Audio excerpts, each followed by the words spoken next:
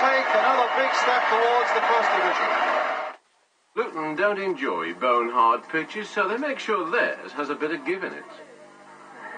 Preparation too for the VIP visitors. 600 sandwiches, 200 chicken drumsticks, 160 rolls, 20 pounds of cocktail sausages, food for the sponsors and their guests.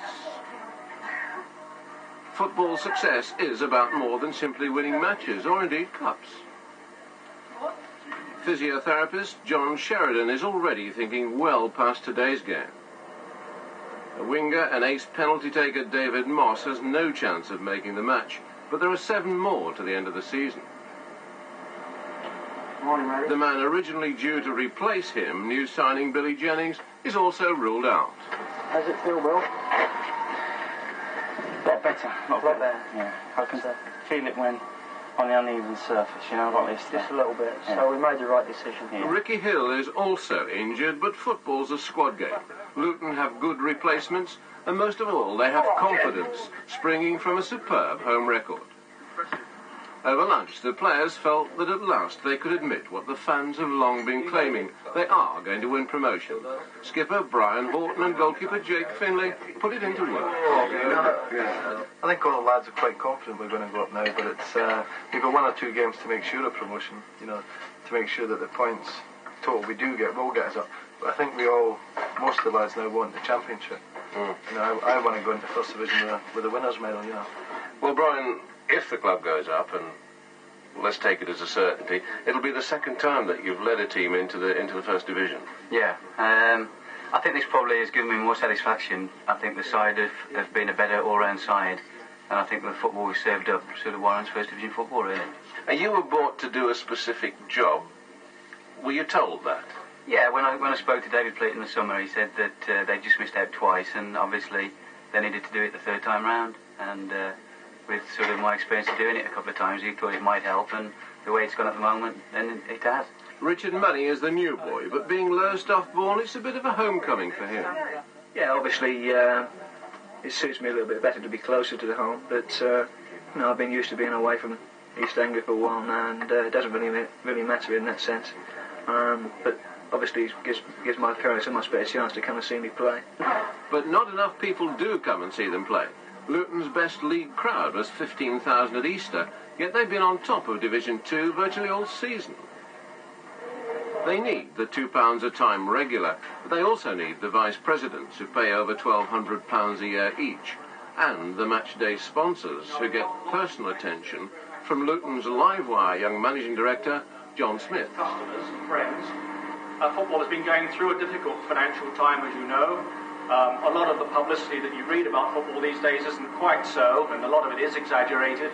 But one thing is certain, that we do need the kind of support and encouragement that we receive from this kind of sponsorship. Down in the dressing room, kick-off time approaches and tension builds.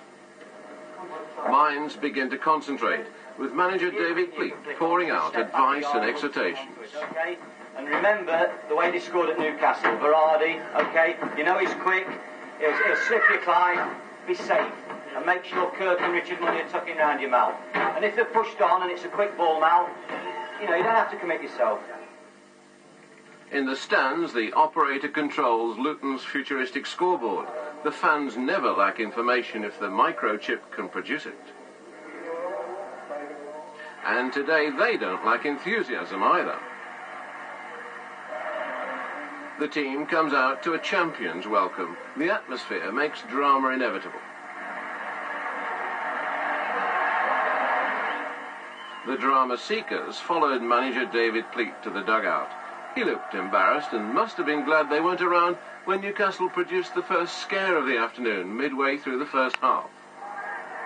Luton were in disarray when substitute Wharton hit a snapshot against the crossbar. It was more like a cup tie than a league match. Newcastle knew their own promotion hopes would disappear in defeat, and indeed they looked on course for victory when Mills made Luton pay for a moment of panic. Newcastle were naturally delighted, and even the scoreboard seemed enthusiastic. Top scorer Brian Steen wasn't feeling chuffed after rounding the keeper and missing a big target. And by half-time, some of the faithful, having missed out on the bingo numbers as well, were beginning to fear the worst.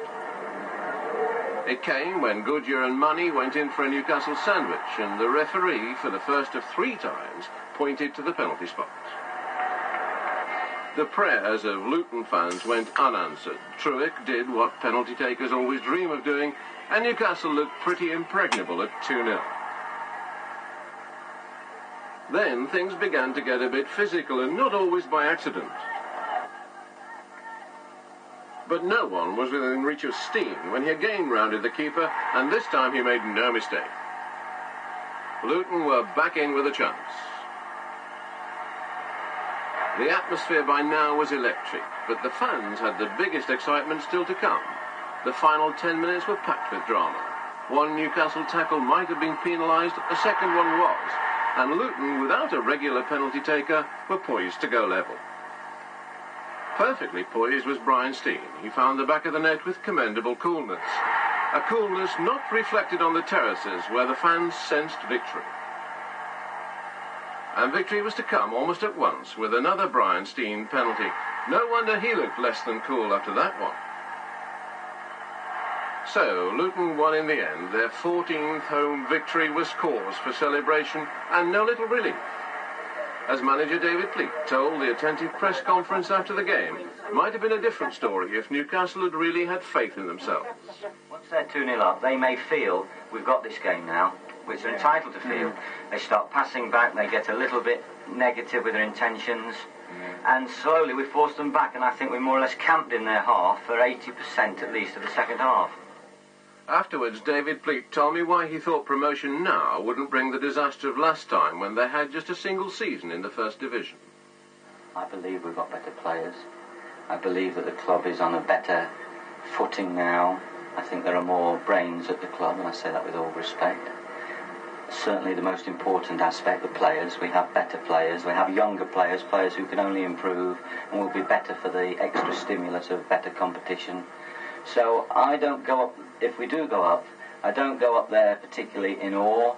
I feel it's a wonderful challenge, and I think everyone at this club who's worked unstintingly for the last 3 years can put out their chests with pride, really. It's a lovely little achievement that we've made.